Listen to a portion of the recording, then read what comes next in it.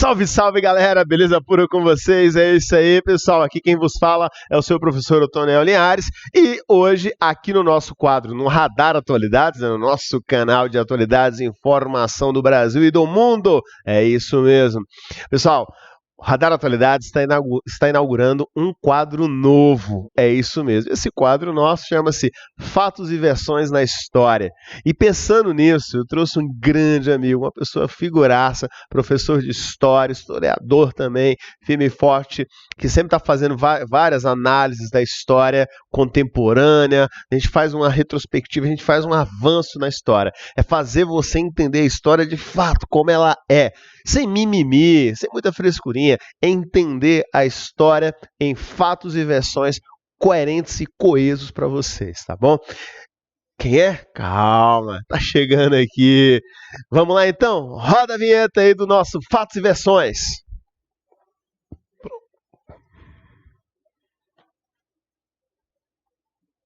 E aí, pessoal, tá aqui. Muito obrigado, prazer. Professor Eric, professor de História, para quem não conhece, tá aqui comigo hoje. Professor Eric, muito obrigado. Eu que agradeço o convite e vamos discutir vários assuntos hoje para ajudar vocês a terem uma perspectiva muito legal sobre a história do Brasil e sobre alguns fatos da nossa história contemporânea brasileira. É isso mesmo, pessoal. O contexto histórico é muito interessante. A gente que trabalha com atualidades aqui no nosso canal, a gente trabalha com a história contemporânea. A verdade é essa, história contemporânea. Mas lembra que eu falo com vocês, quando a gente fala da história contemporânea, eu tenho que contextualizá-la. Não adianta só eu falar hoje da situação, um exemplo, tá? A situação do impeachment da Dilma, sem contextualizar nada. Como é que o Brasil funciona? Não adianta a gente falar sobre a grande figura de um grande presidente norte-americano, como foi a figura do Obama. Sim. O que veio por trás do Obama? Tudo são contextualizações. E é pensando nessa contextualização que eu estou aqui hoje com o professor Eric para a gente lembrar alguns fatos da história do Brasil mesmo. É falar fatos e versões sem ser aquela questão da história com vícios, é entender a história em fatos e não apenas falar, olha, isso aqui é importante, isso aqui não é. Não, é o contexto do vencido, é a questão dos derrotados, enfim, é uma contextualização de tudo. E aí o Eric estava falando comigo ali um pouco antes da gente começar aqui o nosso ao vivo, aliás, o nosso bate-bola aqui com vocês, né? Está conversando aqui, é praticamente quase como ao vivo mesmo, e falando sobre um contexto histórico que muito nos interessa. Porque a gente vai falar bastante sobre essa nova república, né? Mas só que a chegar na nova república, nós temos alguns fatos antes que marcaram essa nova república. E aí eu quero que o Eric pontue isso melhor com vocês. Que fatos históricos antes nos interessam? E é um marco. E olha, é um presente porque a gente vai dar uma pincelada no contexto de Brasília. Sim. Vamos chegar nele. Eu vou pegar o contexto da figura um pouco antes do JK. E aí a gente vai fazer um recorte na história. Eric, que recorte é esse que a gente vai fazer? Nós vamos falar sobre Café Filho.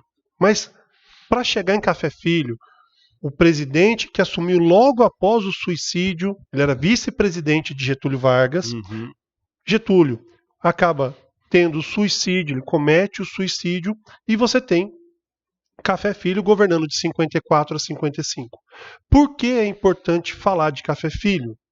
Ele nos dá um contexto de um problema que pode ser visto nos dias atuais. Calma. Vou falar do contexto, como o Toniel bem falou. Café Filho, ele está de 54 a 55, pós-Getúlio Vargas. Pós-Getúlio Vargas. O governo de Getúlio Vargas, nos anos 50, ele começa a evidenciar um problema, uma polarização política no Brasil entre um pensamento nacional desenvolvimentista, um projeto nacional desenvolvimentista e um projeto liberal. O projeto nacional desenvolvimentista, você tinha uma área mais social e acreditava que o Estado devia ser forte para o avanço brasileiro. Então, Getúlio cria a Petrobras, a Eletrobras. O pensamento, o projeto de desenvolvimento dos liberais, capitaneados pela UDN e pelo Carlos Lacerda, lembrem desse nome, ele é muito importante na história, sim. Acreditava que o Brasil iria se desenvolver a partir de investimentos estrangeiros. Durante o governo Getúlio, temos um embate muito forte entre essas duas forças. A pressão é tão grande que acaba que Getúlio comete o suicídio e a UDN não consegue ascender ao poder, mas coloca Café Filho, que era vice-presidente, e estava com a UDN. Essa questão do Café Filho chama a atenção nossa também, quando o Eric fala sobre essa visão nacionalista, porque o Getúlio Vargas, né, a questão do Petróleo é Nosso, 1953, a própria ideia de Getúlio Vargas ali, foi bem marcante, porque você tem um diferencial, só para a gente fazer um outro recorte, Sim. Eu tenho o Getúlio Vargas, o ditador, o Estado Novista, que foi de 30 a 45, e a gente entra numa figura do Getúlio Vargas diferenciado na década de 50, que é justamente esse ponto que o Eric chama a atenção, nacionalismo. O que a gente tem que entender na história em fato?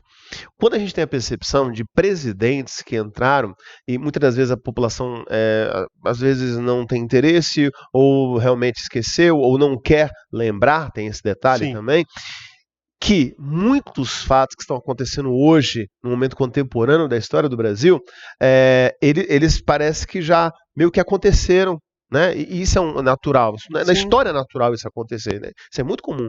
E aí você percebe que oposicionistas, partidos, né? Só que hoje você tem uma potencialização das informações quando a gente fala das redes sociais. Mas o Getúlio Vargas tinha um contexto bem interessante, né, Eric? Que era sobre a questão do Departamento de Imprensa e Propaganda, que era o DIP do controle ali também. Principalmente na década de 30, no primeiro governo. E falando daquela polarização... A polarização do Café Filho, voltando nela. Quando o Café Filho assume, você vai ter as eleições de 55. Café Filho tinha que ficar até o dia 31 de janeiro. Olha que curiosidade. Toniel, me corrige aqui rapidamente se eu estiver errado.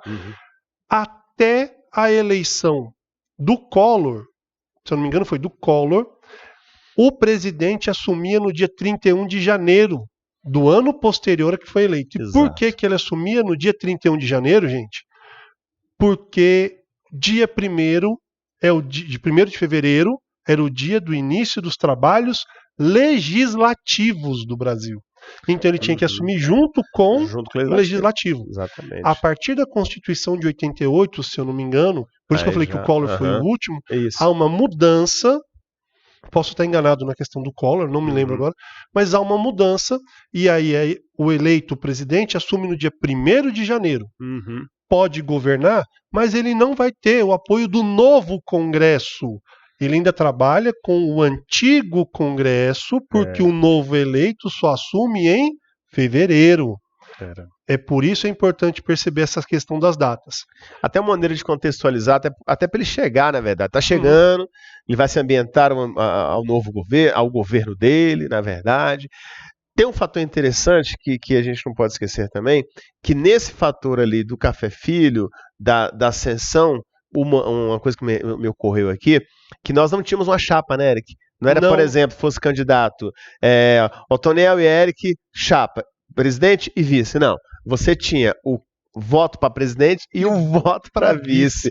Que é interessante isso que a gente vai perceber, tanto na substituição do próprio Café Filho, quanto depois das eleições, porque o Juscelino Kubitschek, na verdade, ele ganha depois do Café Filho, porém, o vice dele foi eleito também. Era João Goulart. Que era João Goulart. Exatamente, que era a figura. João Goulart que a gente chama, né? A gente conhece, vocês também na história, como Jango, que tem uma história bem interessante. E eu lembro do Jango claramente porque ele também foi. Ele era cunhado de Leonel Brizola. Sim, e ele foi ministro do Trabalho do Getúlio Vargas. É uma figura. Olha como é que essa polarização tá grande, né, pessoal? Como o Eric falou, porque quem garantiu, na verdade, quando o Café Filho tapou esse buraco ali como vice, houve as eleições e Juscelino vai ganhar, houve um problema também com o UDN, né? Quem garantiu a subida de fato e a governabilidade de Juscelino Kubitschek, Eric? Foi o General Lott. Lembrem desse nome para a história do Brasil, é muito importante.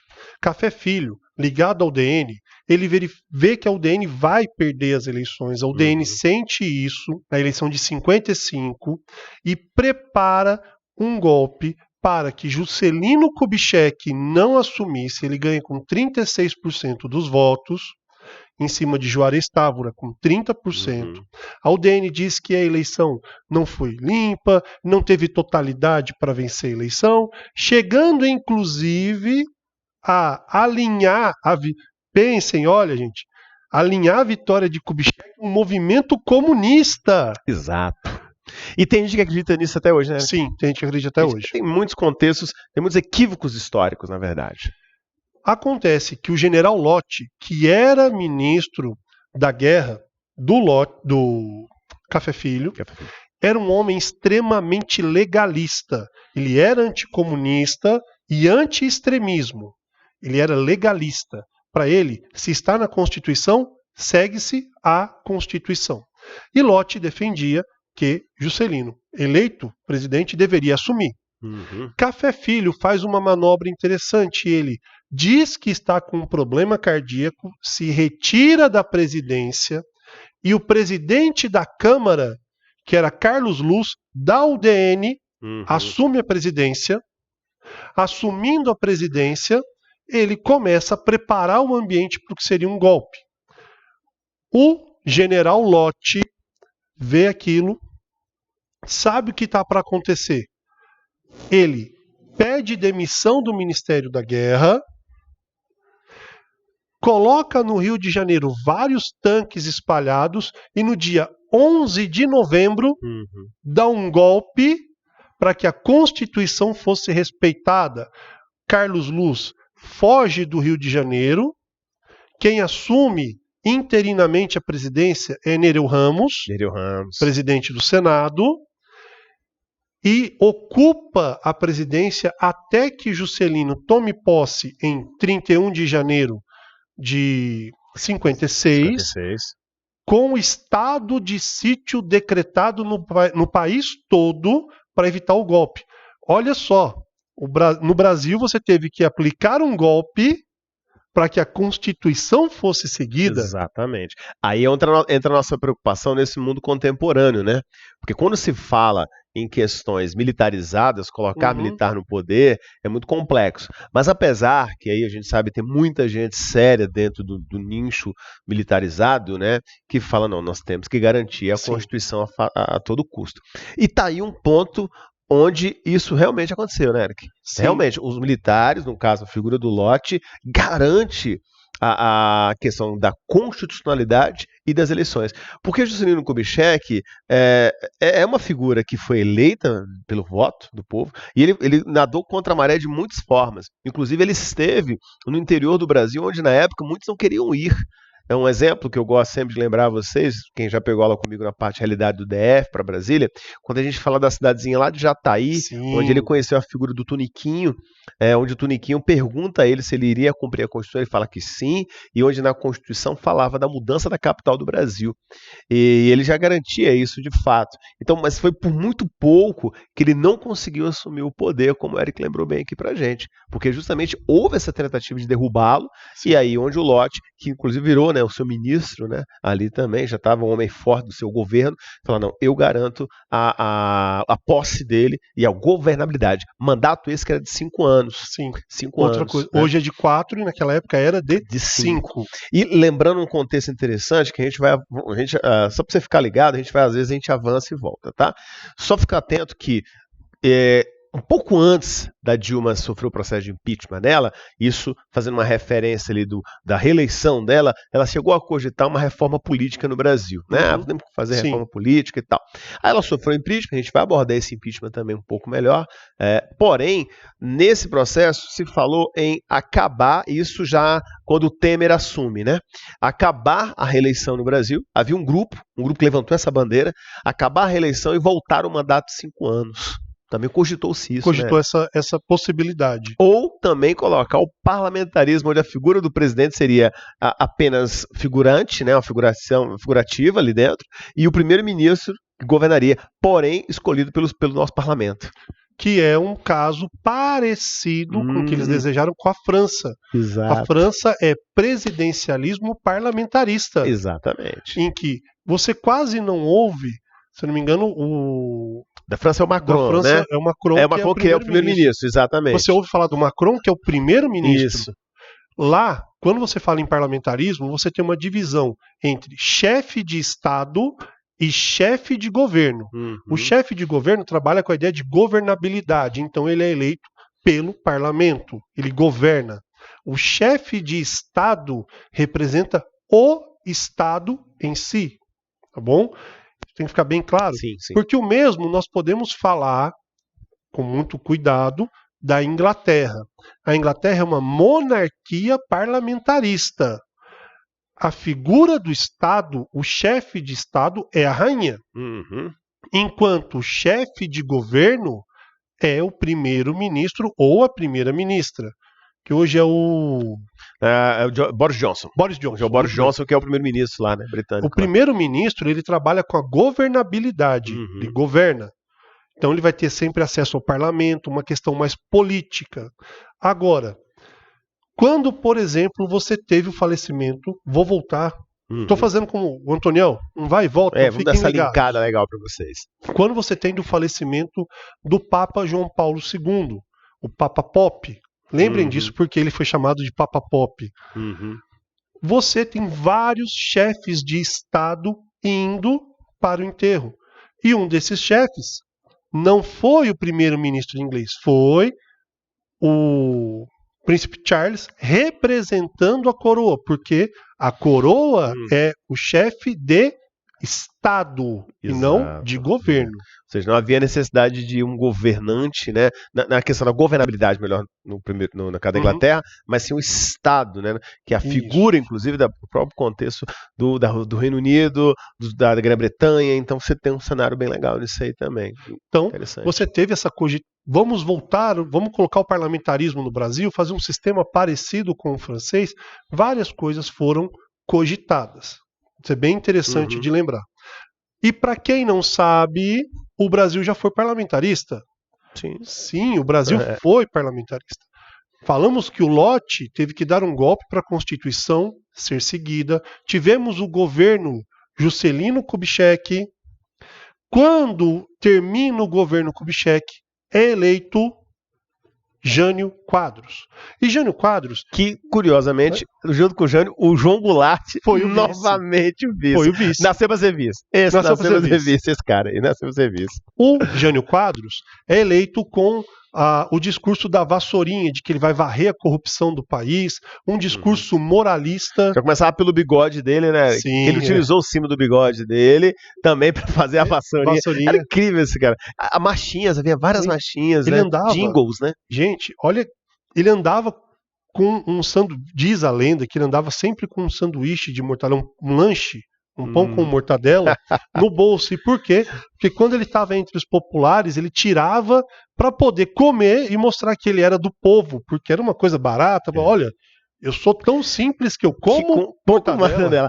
E lembrou também aquela onda do populismo, né? Que a gente vivenciou. Porque Getúlio foi populista, o JK teve o cliente populista. Então, tava na onda. Era como se fosse uma modinha. Era o momento de entrar no populismo. Aí o Jânio Quadros vem com pão com mortadela dele. Vai o pão com mortadela. Então você tem essa figura, mas Jânio Quadros era uma figura extremamente complexa e não pendia nem para uma esquerda, nem para uma direita da UDN. Exato. Ele, às vezes, afagava a UDN, às vezes ele afagava a esquerda. Ele entrega... Uma das questões mais controversas do seu governo é que ele é eleito com essa ideia de anticorrupção, e o que ele faz logo depois para instigar o governo americano, ele faz uma homenagem, dá uma das mais altas honrarias do Estado brasileiro para Che Guevara. Então, tem uma foto, procurem, vocês vão ver, Jânio Quadros homenageando Che Guevara. Exato. Isso matou o governo dele. Né? Começou ali, né? Posso dizer. Começa ali. Essa ali, uma derrocada dele. Ele prepara a sua renúncia, e quando ele renuncia, no momento estratégico, porque João Goulart estava na China fechando acordos. Outra coisa também que foi ruim a imagem para eles. Ruim. Ele faz a renúncia. No ato da renúncia, a liderança da Câmara estava com a UDN. Eles criam uma estratégia para que Jango não assumisse a presidência e declaram naquele momento um governo parlamentarista no Brasil. A gente pode colocar até que a UDN já estava. Era um partido sedento pelo poder, Sim. né?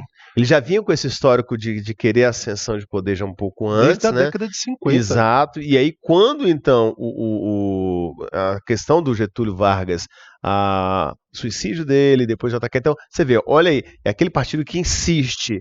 E chegou, né? Ele chegou lá nas vias tortas. Mas chegou, né? muito tortas. Muito tortas, exatamente. E quando você tem essa organização, eles colocam quem? Olha os nomes. Eu quero citar esses nomes junto com o Toniel para lembrar que a política brasileira é feita dos mesmos personagens. Quem estava colocado como primeiro-ministro, como presidente?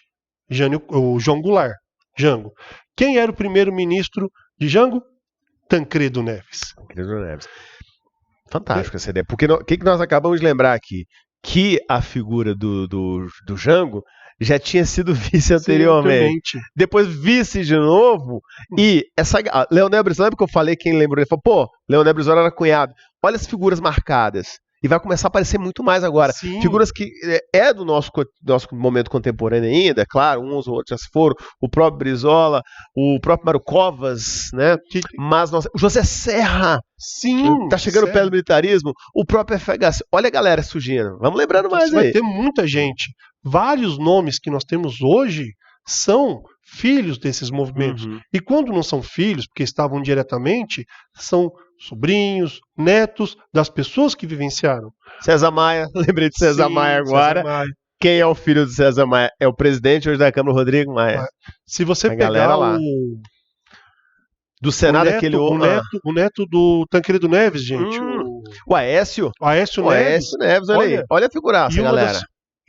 Não estamos fazendo análise do político, estamos fazendo análise histórica. Isso, que é para você entender quem permanece, uma elite política, né? Uma permanência dessa elite, de que ela vem, olha lá, Tancredo Neves, que vai passar e vai chegar hoje na figura do neto Aécio Neves, que quando eleito governador de Minas, se não me engano, antes dos anos 2010, ele faz um ato extremamente simbólico que lembra o avô. Ele, em frente ao Palácio Tiradentes, em BH, se eu não me engano, ele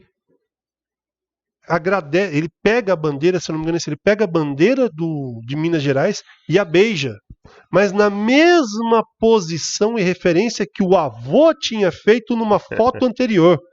Por quê? Era para lembrar a permanência da família, como a família estava lá e que ele representava o avô, Tancredo. Falei em questão família por estado, lembrei de Antônio Carlos Magalhães, na Bahia. Hoje você tem o ACM Neto, o neto dele, né? Sim. Porque o filho dele o Luiz Carlos Magalhães morreu aqui em Brasília, inclusive. Sim. É enfim, fatalidade. Não vou entrar nesse detalhe dessa história. É a história privada da galera. Mas hoje você está lá. O ACM Neto governando. Que é o clã. Oligarquias mesmo, né, Eric? São oligarquias. O próprio Sarney, que nós vamos agora lembrar. Você tem o José Sarney, que vai ter a filha Rosiana Sarney, que hoje o secretário de Meio Ambiente, se eu não me engano... É o Sarney Filho, né? É o Sarney Filho, exatamente. Aqui, o secretário de Meio Ambiente do DF. Do DF. Do DF, tá? Do DF. Sarney Filho, exatamente. Só para mostrar que... Eu quero pegar bem esse ponto, e o Toniel está apoiando muito aqui, olha... A família política é um clã que está na política e não vai se desvencilhar. Então, alguns nomes que nós vamos citar estão sempre entreligados, entrelaçados. Falamos do Mário Covas, que foi governador de São Paulo, estava como deputado... E o prefeito de São Paulo? Foi o Jânio Quadros. Não, agora o Bruno Covas, que é neto do Mário Covas. Percebe a ligação, galera? É fantástico. E aí você já está ligando também o contexto. Então, gente, são oligarquias políticas. O atual presidente da República no Brasil mesmo, ele não tem só um, não. Ele tem, são três filhos na política.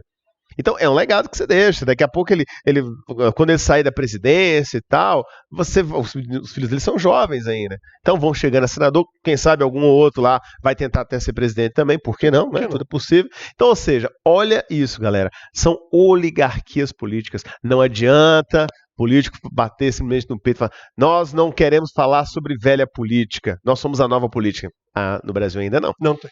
Não existe, Não. né? É uma coisa interessante, porque sempre tem essas oligarquias. Podem sair de cena algumas, mas novas surgem, como é o caso da família Bolsonaro, por exemplo. E antes, olha, eu não conheço as pessoas do canal, fui convidado pela primeira vez, mas uma coisa que eu gosto de falar, em nenhum momento aqui estamos atacando presidente ou política, nós estamos analisando, gente. Vocês vão ver da minha parte, da parte do Otoniel, acredito, sempre que tiver que descer o pau em alguém, vai descer, mas o que estamos fazendo é análise política. Exato. Isso que é importante mesmo, era que lembrou bem, galera. É você compreender os fatos mesmo. É uma análise política, tanto do contexto das famílias políticas no Brasil, porque a gente fala muito em mudança, mas muitas das vezes acontece do mais do mesmo, né? Do 6 por meia dúzia. Ou se não são parentes direto, mas é um contexto político também. Tanto da esquerda quanto da direita, tá, pessoal? Aqui a gente não está falando só a defender um partido X ou Y. Não existe isso. É uma análise política, como o Eric deixou bem claro aí para todos nós. Se você analisar, há diversas oligarquias políticas no Brasil. Nós vamos voltar, calma, que a gente vai voltar lá nos anos 60, mas há diversas oligarquias. Você tem o governador, se eu não me engano, do Paraná, Ratinho Júnior. Isso. Que é filho do Ratinho, o apresentador. Pronto aí, já quer uma nova oligarquia. Era o conteúdo do cara midiático, né? E jogou pra lá. E lembra, vamos cogitar então, o próprio Luciano Huck, que falou que quer vir aí ao poder e tal. Então, ou seja, você sempre tem o próprio Tiririca. Tiririca já é uma figura folclórica do nosso... Então sempre tem algum nicho ali dessa galera toda que começa. Mas tá, vamos tentar vamos voltar agora.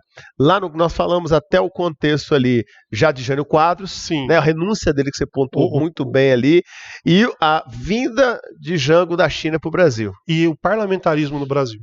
E aí, o Brasil passa, logo após esse período, por uma campanha, é um plebiscito, não é um referendo, é um plebiscito, depois a gente pode explicar um pouco essa diferença, um plebiscito em que a população vai decidir se permanecemos com o parlamentarismo ou voltamos ao presidencialismo. Então você vai ter uma campanha de novembro, se eu não me engano, de novembro de 63, se eu não me engano, 63, isso, até janeiro de 64, uma campanha para presidencialismo ou parlamentarismo. A população vota pelo presidencialismo, voltamos ao sistema presidencialista e todos os poderes são dados para João Goulart, ok? Nesse momento, João Goulart vai ter que decidir em ficar nesse centro, e ele não tem esse apoio de centro, radicalizar para uma esquerda ou ir totalmente para uma direita. Ele não tem muito para onde ir. Lembra, lá no começo da nossa fala, o Brasil tinha duas perspectivas, de projeto: nacional desenvolvimentista e liberal. O Jango flertava muitas vezes com a União Soviética, ou mais com a China, nem tanto com a União Soviética, mas com a China, que estava crescendo, era um mercado potencial. O que ele começa ali? A trabalhar o nacional desenvolvimentismo. Vamos focar no nacional desenvolvimentismo, trabalhar com a reforma agrária. Só que quando ele fala reforma agrária, ele começa a tocar no que as pessoas consideravam ser algo comunista. E aí você vai ter um movimento mais à direita que vai lutar para derrubar Jango. Principalmente um movimento cívico chamado TFP, Tradição, Família e Propriedade, que era um movimento cívico, que vai lutar contra ideias comunistas, mas principalmente para derrubar o Jango, porque viam nele a ameaça comunista. Na verdade, é esse contexto desses partidos de direita fazendo uma ascensão. Podemos dizer que seriam os resquícios ainda do contexto da própria UDN, né, Eric? Sim. Que é claro que eles todos vão começar a mudar de nome, né? Tanto que vários partidos desses nem existem mais, né? Mas eles começam a se fortalecer ali. E aí chega o ponto-chave, porque eles tinham munição, uma vez que o próprio Jango tinha acabado de chegar da China, veio com ideias de reforma agrária muito voltado para o cenário comunista. Mas a gente pode abrir um parênteses legal aqui nessa história toda também, que havia grupos ali dentro que juravam de pé juntos que o comunismo estava levantando uma grande ameaça no Brasil, Sim. né? E a gente vai perceber que não era bem assim, não. Na verdade, há um outro contexto para tentar derrubá-lo a todo custo em 64, né? E você não tem esse movimento comunista. Que era essa tentativa de falar, há uma fusão gigantesca, um grande movimento que pode assolar o Brasil. Não era bem isso que estava acontecendo. E é importante o que o Toniel acabou de falar, porque nós vamos nos remeter lá novamente no início do vídeo, quando falamos da eleição de JK. A UDN dizia que a eleição de JK tinha sido uma mancomunada, orquestrada por movimentos comunistas. Exato. Então, o movimento anticomunista deveria deter JK. E JK não era comunista. Não tinha como. Você pode taxá-lo de populista. Exato. Mas comunista, sim. Não. Populista demais até. Não era santo, não. Mas era santo, não. Outra, esse detalhe é interessantíssimo, porque o cara governou literalmente do começo ao fim, né? Ele cumpriu seu mandato 5 anos e simplesmente gastou pra caramba. Muito. Nossa, o gasto, ele deixou um rombo na dívida interna, né? Gigantesco. Interna e externa nossa, gigantesca. A interna só não foi pior porque ele botou a Casa da Moeda para funcionar, o Cruzeiro, ele inflacionou o Brasil, ele consegue acertar as contas lá com os estados, mas o dólar disparou. Então, coisa de comunista que não era, né, gente? O gasto que ele teve em Brasília foi surreal. Então, nosso objetivo nos fatos e versos na história é desmistificar alguns pontos históricos, como o Eric falou bem ali. Se a gente tiver que falar mal, falar errado, a gente fala. Mas o fato temos que desmistificar alguns fatos ali que aconteceram, que até hoje muita gente se ilude ainda, achando que havia uma ameaça comunista. Não, era muito mais a direita tentando dar um contragolpe para subir o poder. Exatamente. Agora, é claro, a gente fala muito desse contexto de esquerda e direita, mas são fatores antagonistas mesmo, tá? No mundo é assim, né, Eric? Sim. Não se preocupe com isso, pessoal. Hoje você tem uma Europa que tem fatos lá, países, grupos esquerdistas, como tem grupos direitistas que estão em ascensão no poder há um bom tempo, né? Portugal e assim vai. É só para você... E outra, esse cenário de esquerda e direita hoje, ele se diluiu muito. Hoje eles estão misturados. Então, muito... Você não sabe, você consegue quando você tem os extremos, mas tirando hoje, isso fica complicado. Muito. E é interessante, o discurso da UDN, que era um discurso ultraconservador, apontava o seguinte: quando você podia ser um aliado. Prestem bem atenção. Carlos Lacerda, um jornalista da época, era a liderança maior da UDN. O que era comum ser feito pelos meios midiáticos da época, principalmente os jornais impressos de grande circulação. O Toniel hoje está com a UDN. De repente, ele muda o discurso, não contra a UDN, mas vai se opor a algumas ideias. Logo, a UDN e o seu aparato midiático começava a dizer que o Otaniel era comunista ou estava se tornando comunista. Algo extremamente comum para a época. Por que eu estou citando isso? Não é crítica, novamente. Vejam os fatos. Dos anos 2010 para cá, está se tornando extremamente comum em países com governos conservadores, não estou falando só do Brasil, estou falando geral, criarem novamente o fantasma do comunismo, de que se você não é conservador, você é comunista. Exato. Mas espera aí, o que é comunista? O comunista é o não conservador. Então, espera aí. O que é? Isso tem que ficar claro. É muito fácil eu chegar aqui e falar: o Toniel é comunista. Tá. O que torna o Toniel comunista? O que torna o Eric comunista?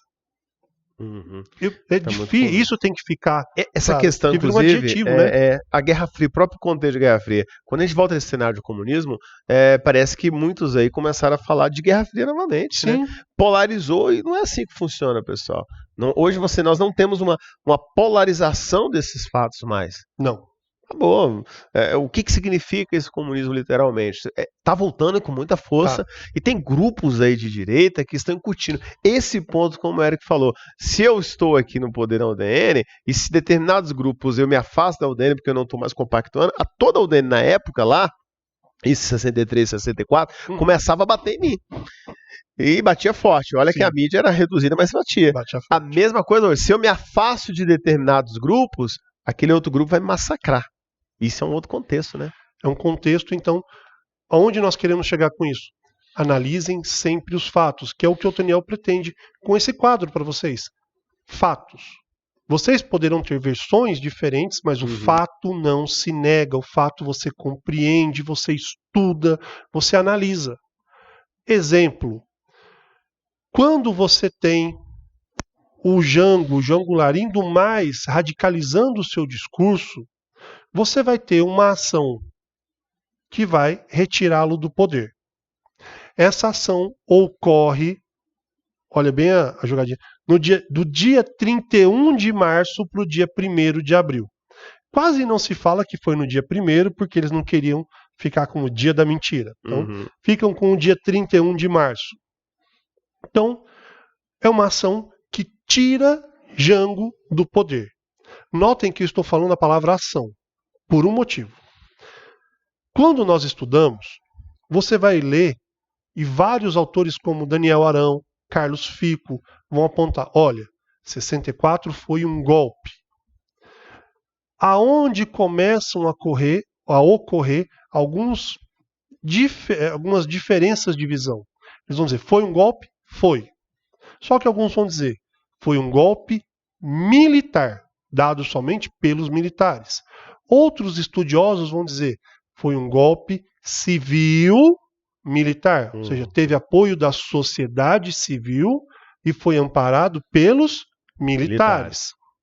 E os conservadores vão dizer que foi um golpe, sim, para instaurar um regime militar democrático. Olha a palavra que estou usando.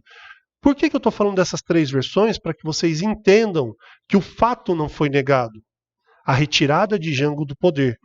Mas existem versões que analisam o fato, não negam que os militares agiram e tiraram Jango do poder, só que em uma delas os militares agiram sozinhos, em outra agiram respaldados em um apoio da sociedade civil.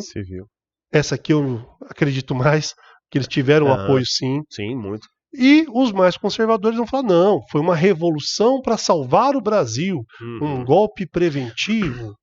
Isso foi interessante, porque é o que ocorreu. Né? Muitos falam, essas vertentes são várias versões do fato, que foi a entrada dos militares no poder em 64. Né? Por isso que aí você já pega aquela ala esquerdista que fala, foi o golpe.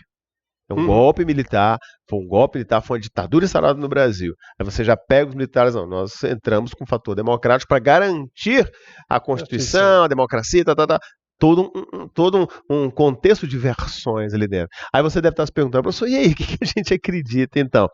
Aí é o desafio para quando você atinge essa maturidade de conhecimento também, né? Porque, como o Eric falou, eu também compactuo dessa ideia de que nós tivemos algo que foi cívico-militar. Então você teve tanto a parte civil, né, a comunidade, o contexto civil, uma elite brasileira mais uma vez no poder e os militares ancorando esse mesmo grupo ali. Agora, o problema é que o que aconteceu depois disso. Mas, depois disso é um outro contexto histórico, que aí eu vou ter que ter um outro programa todinho. Prometo a vocês que o Eric vai estar voltando, a gente vai continuar essa discussão em outro momento. Com certeza. Vou passar para o Eric fazer as nossas considerações finais aqui dele e fechar, tentar pelo menos uma página, né? De tudo isso que ele está falando para vocês agora. Considerações. Foi muito bom estar aqui participando desse primeiro bate-papo com o Otoniel. E importante para vocês, lembrem, fatos não se negam. Mas o que é um fato? O fato é aquilo que foi verificado, que aconteceu. A independência do Brasil é um fato. Os motivos que levaram à independência, você pode estudar, são os mais diversos. Exato. Você tem influência da Inglaterra, influência interna, influência da maçonaria, você tem muita coisa. A escravidão no Brasil é um fato que não se deve ser negado. E o que levou à escravidão e o que levou ao movimento abolicionista, como era essa vivência, a escravidão era igual para todos, nós tínhamos diferenças entre o escravo urbano, o escravo da mineração. Não estamos negando, estamos analisando. Isso é o mais importante para a história. Não se nega o fato. Houve a proclamação da República? Sim. O que foi a proclamação? Não negamos a proclamação, mas o que foi? O que levou? Quais foram os pontos, né, que chegaram até lá? Sim, é isso que vocês têm que entender. A história não é engessada. A história é feita dos fatos e principalmente das versões, das perguntas que você faz ao passado. Do que adianta eu olhar para o passado e perguntar por que ocorreu a independência do Brasil? Se eu já vou dar a resposta, a independência do Brasil ocorreu pela força da Inglaterra. Então eu já estou ignorando todos os outros fatos? Não. Dentro da história você tem que fazer pesquisa, análise de documento, fazer uma reflexão e você vai entender que um mesmo fato pode ter versões diferentes. Exato. Eu gosto muito, Toniel, para ir encerrando e começando a fazer esse fechamento para vocês, de dar um exemplo para os meus alunos na faculdade. Eu quero que vocês imaginem um acidente de trânsito. Um carro bate com o outro. Se eu for o policial e assim, bateu, eu tenho uma pessoa que fica em frente à padaria e viu, outra está na frente da casa, eu tenho uma que está no carro de trás, eu tenho 5 testemunhas do acidente. 5. Se eu perguntar, e os 2 motoristas. Se eu perguntar para o motorista, ele vai dar a versão dele. Se eu perguntar para o motorista 2, ele vai dar a versão dele. Se eu perguntar para as testemunhas, cada uma tem uma perspectiva do evento. Uma estava mais na frente da padaria e não viu o acidente, mas viu um carro correndo. A outra estava na frente da casa. O fato acidente não se negou. Agora, cada um possui uma versão. Qual é o papel do historiador? Analisar essas versões para criar a sua versão mais coesa. O historiador é como um juiz da história, não vai julgar o que é certo e o que é errado, ele vai julgar esse amontoado de dados, de versões, para poder escrever a história, para que ela chegue para vocês. Exatamente, Eric. Perfeito. É isso mesmo, pessoal. Então, esse é o objetivo aqui do nosso quadro Fatos e Versões. É você entender que nós não estamos negando determinados fatos, mas entendendo várias versões, várias óticas. Eric, muito obrigado. Foi bom, um excelente professor, amigo, professor de história fantástico, que nós estamos aqui iniciando um ponto para tentar esclarecer um pouco melhor o Brasil e o mundo, obscurecer, tirar um pouco da obscuridade de muita gente, trazer um pouco para a luz informações. Valeu, pessoal, até a próxima. Esse é o Radar Atualidades em Fatos e Versões na História. Valeu!